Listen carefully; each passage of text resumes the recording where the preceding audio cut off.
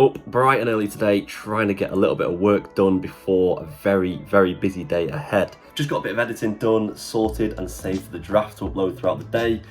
About to go hit a pull session and then I'll pick up later on and talk to you a little bit about how I got to work with MyProtein and how I grew my fitness social media generally.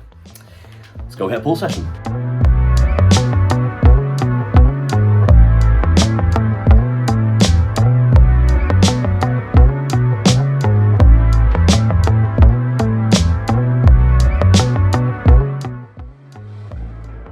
So, just got back from the gym. I am currently nursing a shoulder injury and I feel like shoulder injuries are one of the worst injuries you can get because it just messes up any kind of upper body session that you want to do. I can't really do most presses and even when I'm doing things like bicep curls, if I'm holding the dumbbell down like this, there's still some strain on my shoulder. So yeah, it's been a bit of a nightmare recently. Anyway, can't complain. I thought I'd start this video by giving you a little run through of all the things that I was sent by MyProtein. There's quite a lot in here and to be honest, I've actually opened most of it anyway because I was sent it midweek and I haven't had a chance to film because I've been quite busy at work.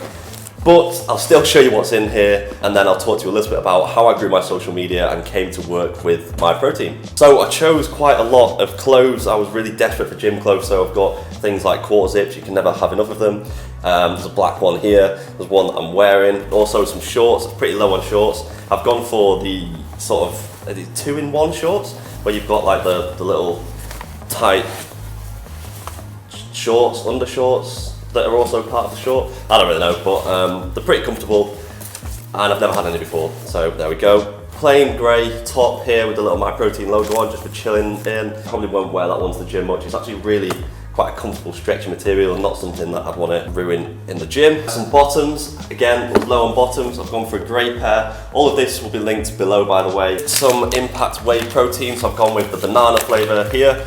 I've never actually had the banana flavour, but I've always wanted to try it, so I think that'll go well in some kind of tropical smoothie shake type thing.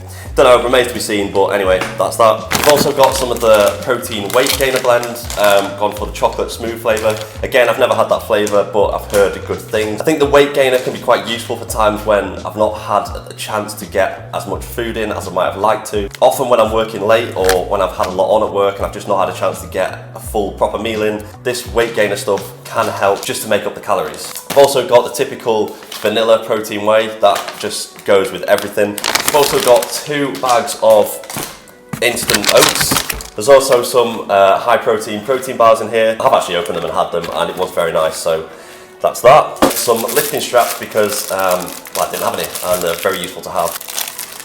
And that's pretty much everything. So ever since I set foot in the gym as a skinny, self-conscious lad with an incredibly shit haircut, I've always been very intrigued by fitness social media. I used to watch hours of YouTube videos of the likes of Rob Lipsett, Joe Delaney, Guzman, all the OG YouTubers. I saw that these people were going to the gym, lifting weights, having a laugh, doing all the things that I really enjoyed doing, and they'd done it to a level where they could monetize it. And I sort of realized that there is a huge potential, particularly in this day and age, to pursue something that you really enjoy and be able to commercialize that and monetize it to a level that you previously would just never have been able to. So I'd always had this idea in my head that this is something that I wanted to pursue in some capacity, even if it was part-time alongside my full-time job, which is my main focus. But I'd never really had the conviction to go ahead and start posting videos online, take matters into my own hands, and just really pursue it until lockdown hit. And during lockdown, I saw a lot of people growing very quickly on TikTok. So I saw people growing at an exponential rate, at a rate at which we hadn't seen since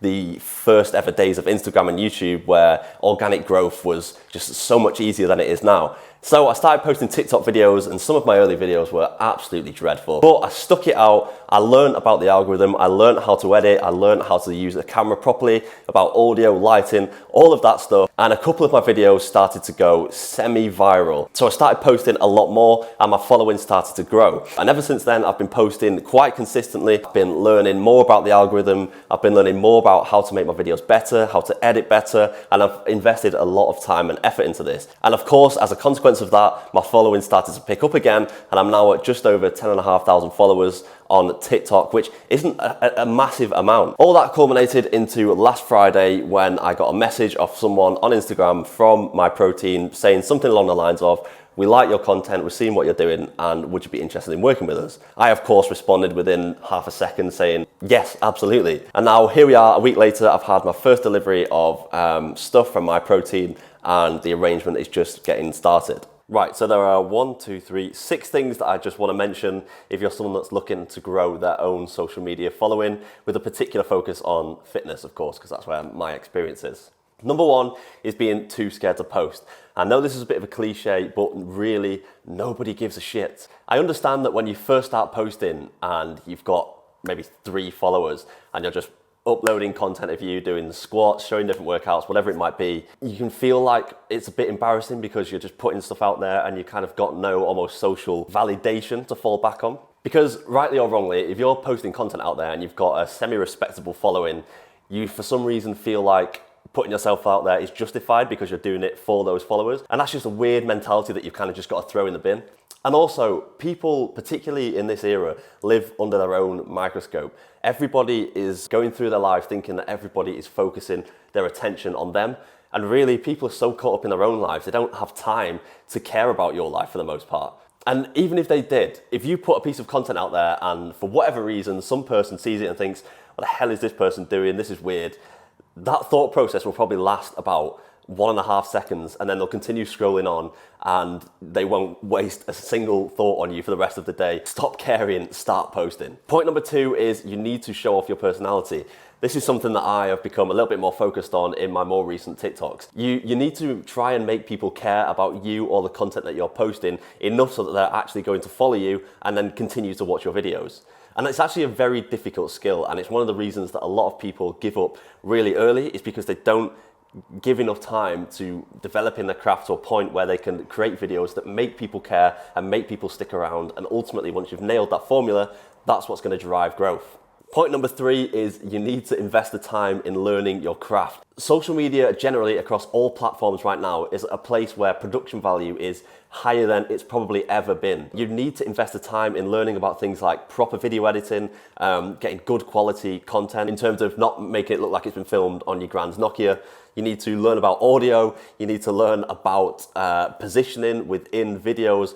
All of these kinds of things are incredibly important. And it is well worth investing the time early in getting these things nailed because ultimately that's going to expedite your growth or at least your potential for growth. Point number 4 is the big one, and it's probably in every video that you've watched on this topic, but it really is the key reason that you'll grow, and that's consistency. I absolutely genuinely believe that if you post reasonably consistently for 2 years straight, you will grow some sort of audience. The reason that most people don't ever get to a point where they've got a decent amount of followers or start making money from this is because they give up way too early. A really important thing that you just have to realize is that if you analyze people's growth and put it into a graph, you'll see absolutely nothing for a very, very, very long time, and then it will just spike massively and the growth will compound on itself. A lot of people give up way too early just before they've reached the part where they're about to grow. And I kind of get it because what people don't realize when they first start creating content is it takes a lot of effort, it takes a lot of hours, and it takes a lot of mental energy. And you almost need to be insane to do it because you're gonna put so much time, so much effort, and so much mental energy into something and get absolutely nothing from it for a very, very long period of time before you start actually getting anything from it.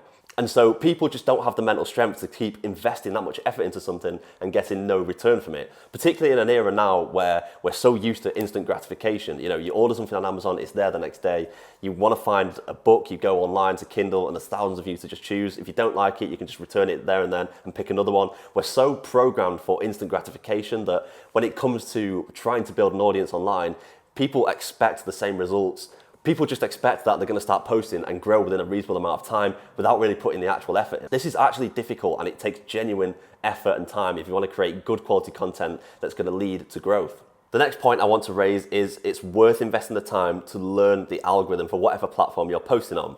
Now, I'll try and give a very brief overview of the key metrics that most algorithms are looking for to enable you to grow. As a bit of background, I think it's well worth understanding this key piece of information that, in my opinion, is sort of the foundations on which the algorithm is built on. Every single social media platform, YouTube, Instagram, TikTok, whatever, is a business. and they want to make money. Their sole purpose, like any business, is to commercialize their product and make money. Now, the way that most of these platforms make money is through advertising to their many million users. So they'll have deals with certain advertisers that will pay them a set amount based on how many eyes they can get on their ads. So the way for these social media platforms to maximize their amount of money is to make sure that they've got as many eyes as possible on the platforms for as long as possible. Therefore, all social media algorithms are heavily favored towards creators that are able to capture an audience's attention, bring eyes to the platform, and then the most important part is keep those eyes on the platform for as long as possible. Because by keeping people on the platform for as long as possible, they're able to show more adverts to them and make more money as a consequence. If you understand that fundamental point, that all algorithms are sort of built on the idea of keeping people on the platform for as long as possible, then you've set yourself in a pretty good place to start making content that's going to allow you to do that. So probably the most important metric that you need to focus on as a creator at any stage, whether you're brand new to this or you've already got a following and you're trying to grow it even more, is audience retention. If you have a very high audience retention time, meaning that you're able to keep viewers watching for a very large period of your videos, then you will do well and your videos will go viral. So that's the number one facet of the algorithm that most creators need to focus on.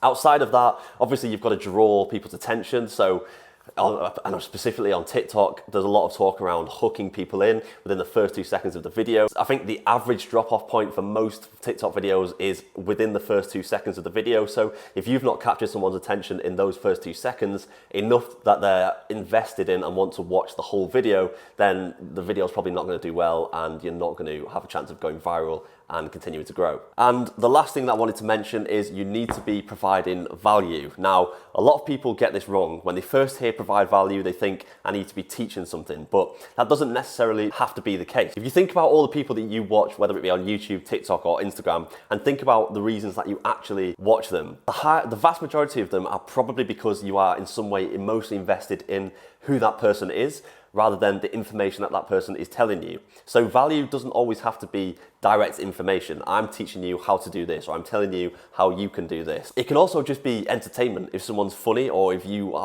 like a certain aspect of their life that they show through social media. So it doesn't always have to be me teaching you, the audience, something. But if you're not providing any sort of value, again, it comes back to getting people emotionally invested. People just aren't going to care enough to keep watching your videos. And I think, to be honest, that's pretty much everything that I wanted to mention. So thanks very much for watching. To anyone that has interacted in any way with any of my social media content, whether it be TikTok or otherwise, even the shit videos, I really appreciate it. Thank you very much. It's been a goal of mine to work with a major fitness brand since I first stepped in the gym. So for it to have finally happened is pretty surreal, to be fair. If you're someone that is looking to grow your own social media, whether that be in fitness or otherwise, or you're someone that is just interested in the fitness sphere in general, do stick around. This is just the beginning and I'm incredibly excited to see where we can take it. Thanks very much for watching and I'll see you in the next one.